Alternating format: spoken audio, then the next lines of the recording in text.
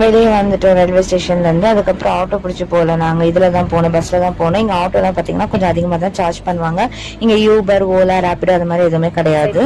இங்கே பார்த்தீங்கன்னா ரோடு வந்து க்ளீனாக இருக்கும், குப்பையாக இருக்காது, க்ளீனாக இருக்குல்ல.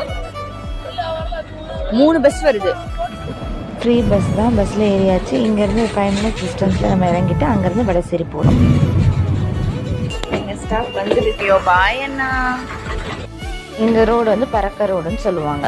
நான் என் ஸ்லிப்பர் வந்து இந்த மாதிரி ஆயிடுச்சு. ஃபெவிக்விக் இருக்கான்னு இந்த அண்ணா கடையில் கேட்கலாம்.